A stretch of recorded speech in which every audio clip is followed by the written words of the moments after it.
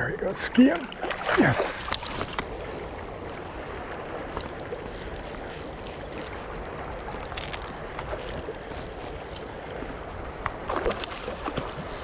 It's a good one. 41. Thank you. Awesome. Damn.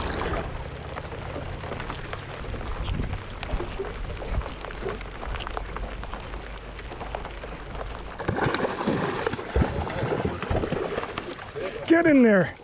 Oh, thank you. Hey guys, it's what, 5:20 in the morning on day 2 of our comp. You know, last night I actually had my first pretty good night of sleep since I've been here in Colorado. So that's probably due to the exhaustion and not anything like calmness of mind or anything like that. But yeah, so hopefully we're a little bit more refreshed today and we can get after it. So if you haven't seen the previous video, we're currently sitting in first. We're tied in placing points, and then I'm edging Laramie on fish points currently. I don't know how I'm here, but here we are.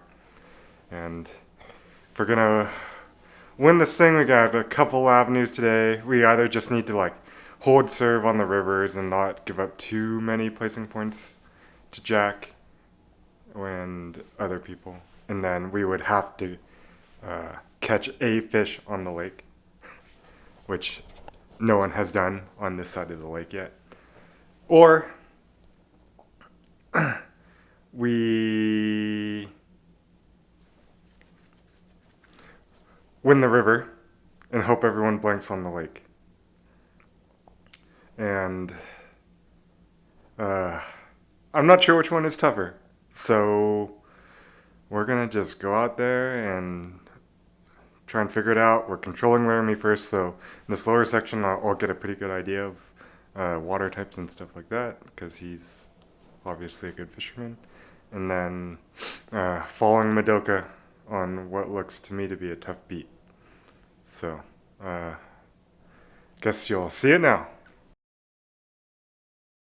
My first river session on day 2, I drew beat 5 on the Animus Gold section.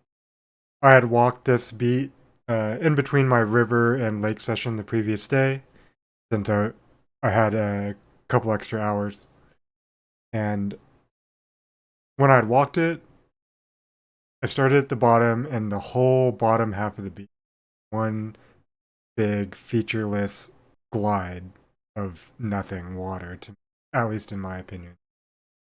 I had resigned myself to just fishing the top half of the beat. I'm not even sure how far down I wanted to go, and the water seemed to look better to me the closer I got to the top of the beat. Whereas in the general section, it had a lot of water types that I feel super comfortable fishing. This was a lot of like shallow, trophy, bouldery type structure, something that I don't really get to fish that often and don't have a ton of fishing. So I didn't have a great game plan. So I had pretty much just resigned myself to fishing the top. Alright guys, I'm walking my beat now. We've got a lot of like broken, bouldery, pockety stuff to just play around in, essentially.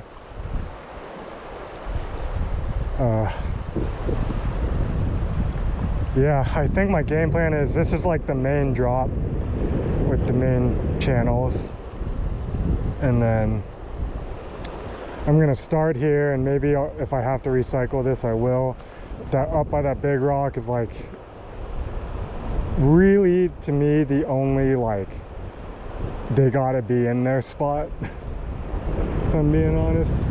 I've seen a couple of small fish jump out of the water down below, but they would not score.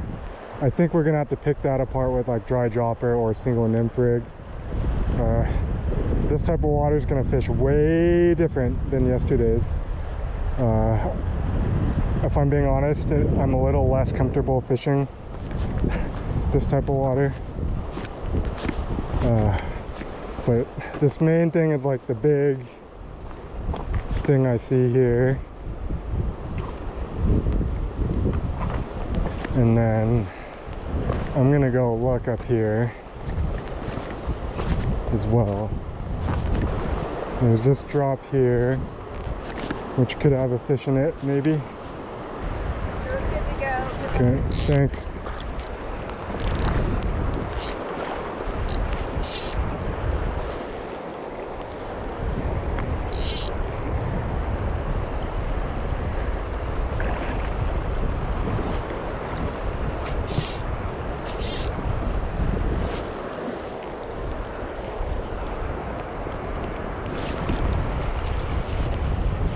A lot of these, huh? It's short. Want to measure them? No.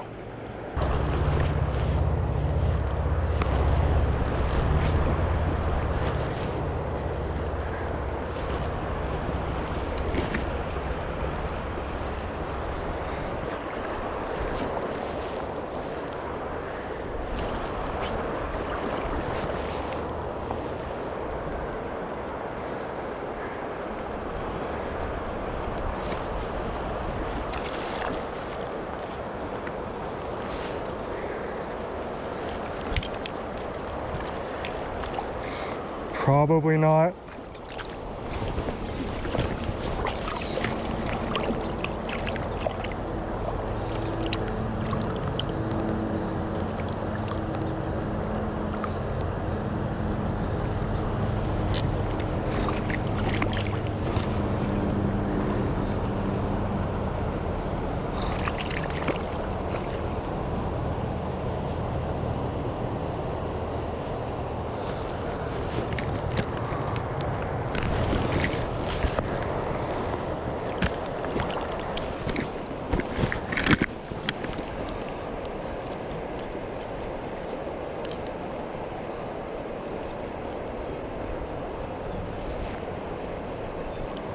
Oh, we better measure.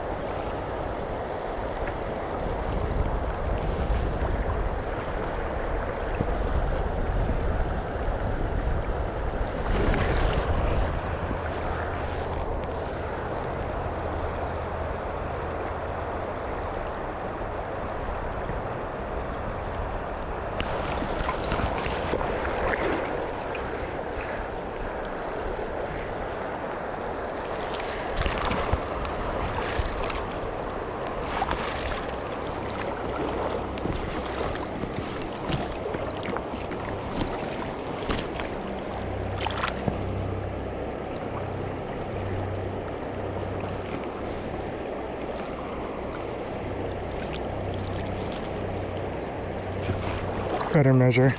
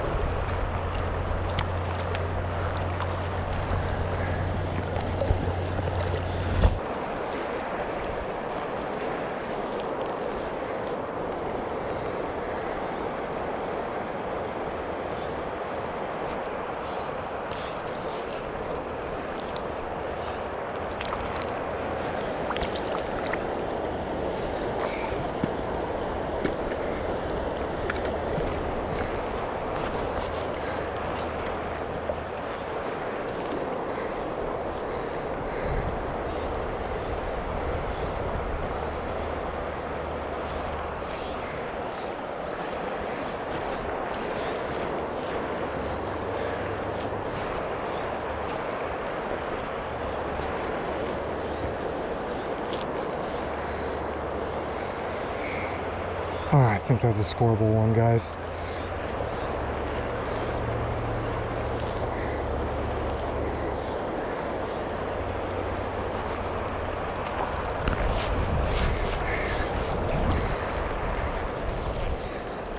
That one is not.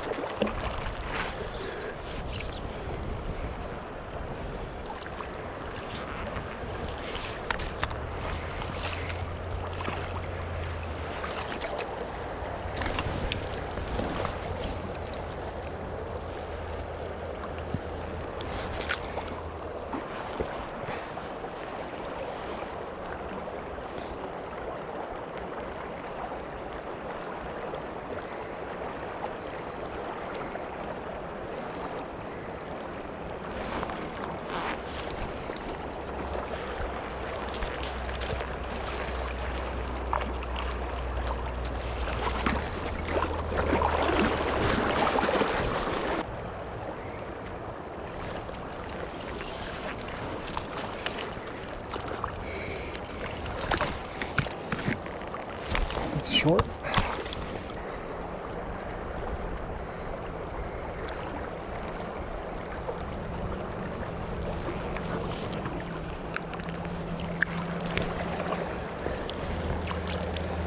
This is rough, guys. Looking for just fish that barely measure, I guess.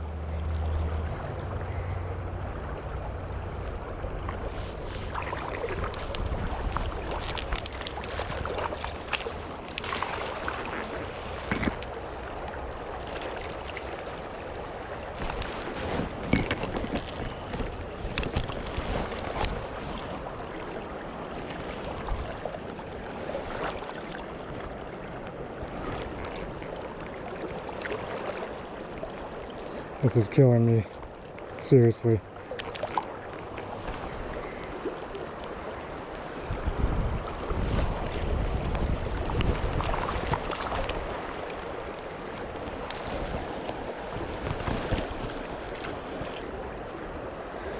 half an hour.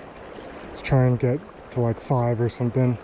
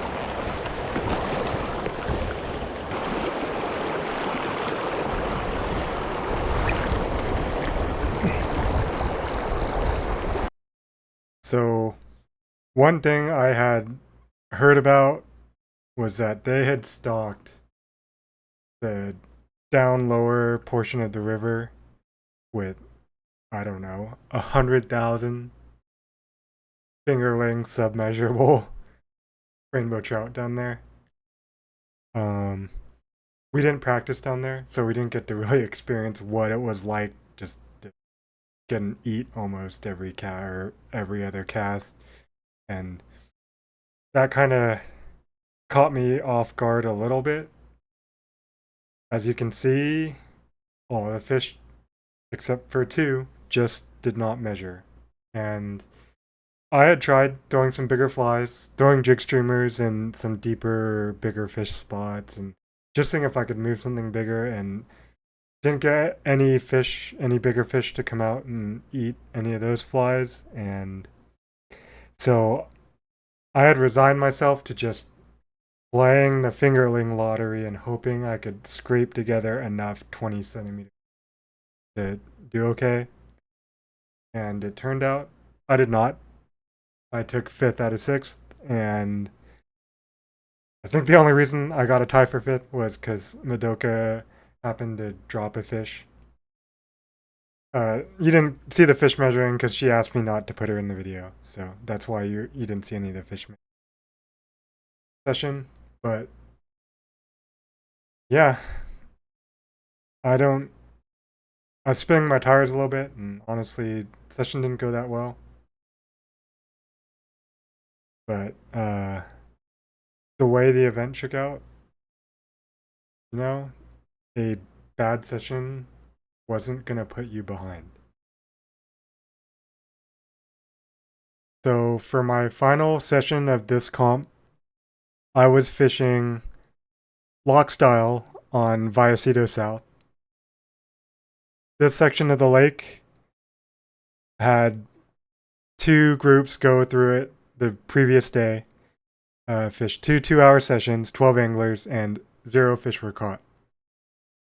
In practice, we went to the south side of the lake first, struggled predictably, but we had found a spot near the small inlet just within the south border, and we had managed to catch a few fish there. I had caught them static with a leech under a indicator fly, and Jonas had caught a couple pulling. When I went to the lake to rig up, the wind had not come up yet, and the afternoon thunderstorms weren't quite developing yet. So with 20 minutes to go, I had got 80% of the way on rigging up a static rig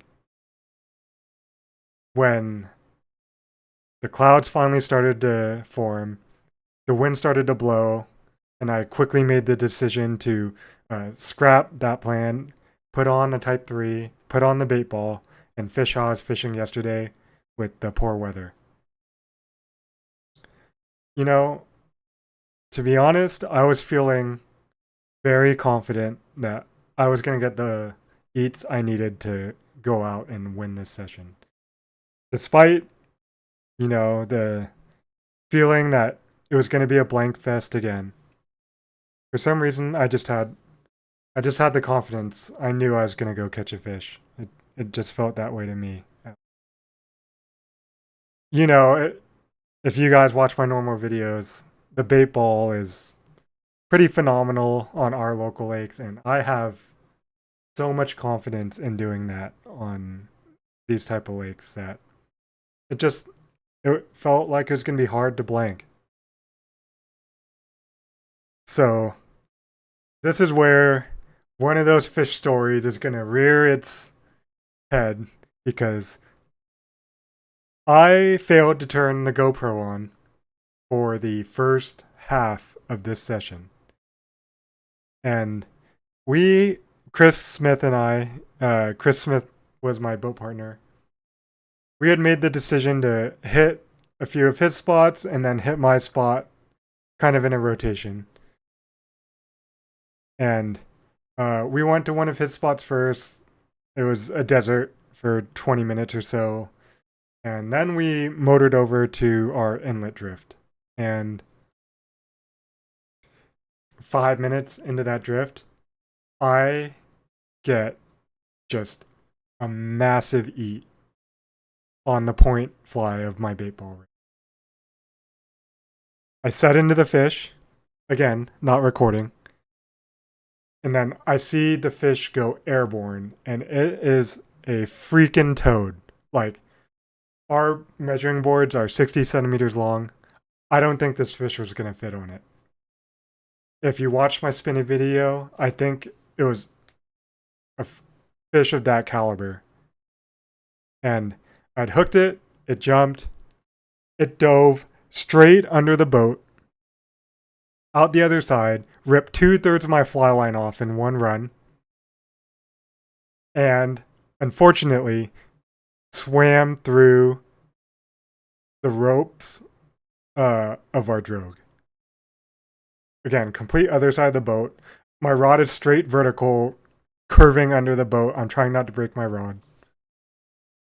And, I started slowly applying pressure to reel up and start moving the fish. And I can feel it moving.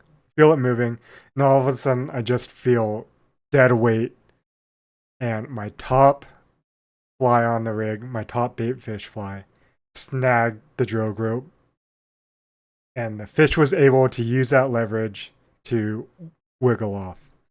And I was feeling pretty devastated because I didn't know if that was going to be my only shot.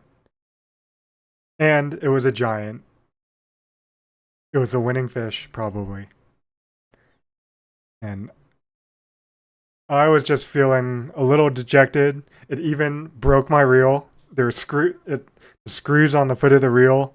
It had put it enough pressure or something on it that it jarred some of those screws loose a little bit. So I was fighting my reel for a little bit after that until I switched to frame out.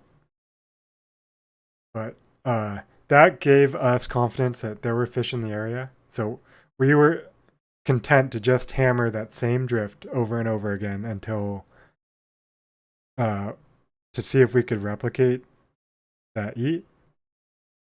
And then this happened.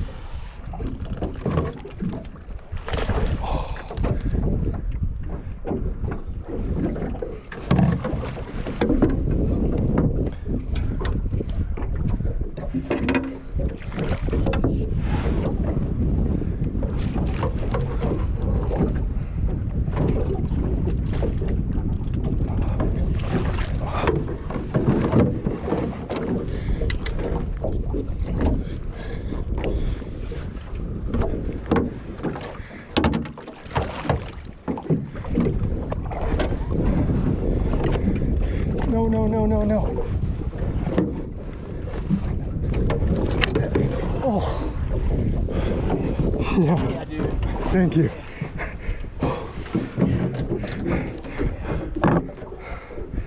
Oh. Tank too. What? That's a tank too.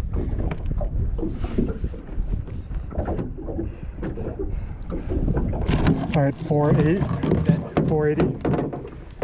Good job, dude. Thank you.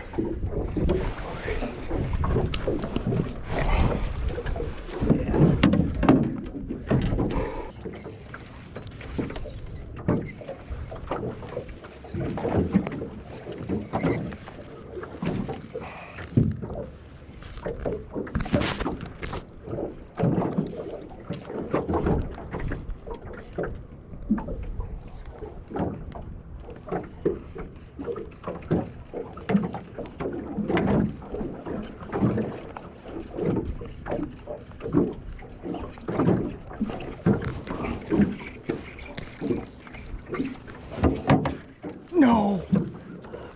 No.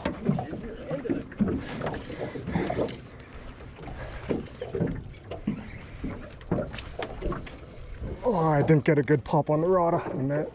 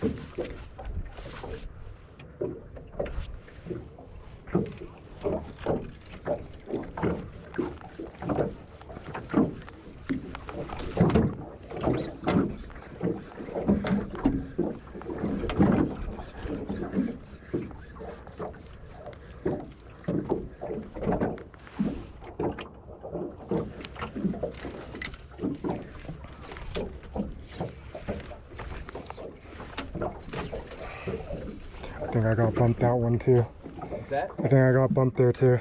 Oh, what's that, buddy? I got bumped there too.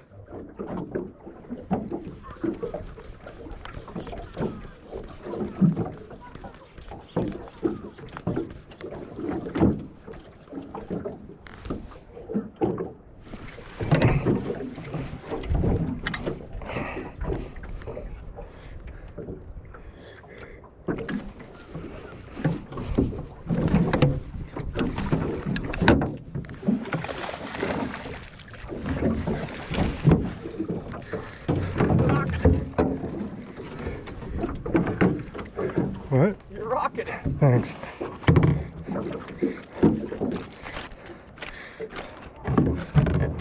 Fish came back.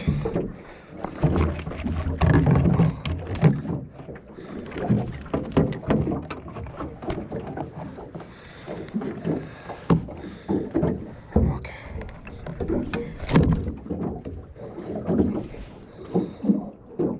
405.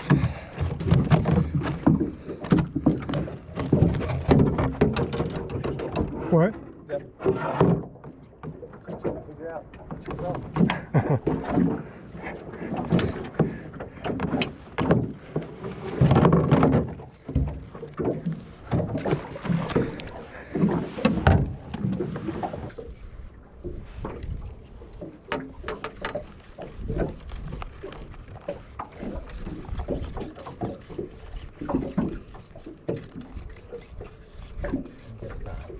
All right. Good job, dude. Thank you. Yeah. I may have won the whole thing for you. Maybe. Yeah.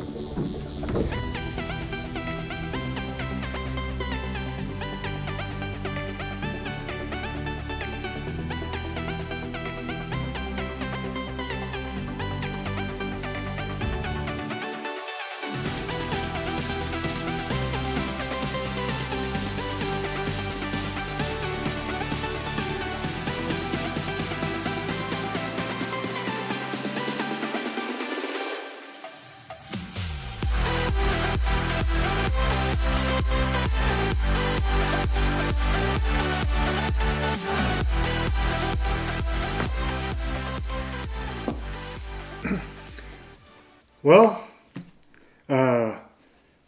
as you can see, we won, and we won an individual gold and won a silver team medal. So, still feels, it's been a few weeks, still feels pretty surreal. You know, kind of contemplating or thinking back on it when I've got a quiet moment or something. It still, you know, still feels pretty good. All the practice and hard work and prep and all that stuff, you know, it feels good to see it kind of pay off a little bit. Don't really know what else I can say. It was cool winning the team silver medal. We worked awesome as a team. Congrats to Spencer, Trevor, and Jonas as well.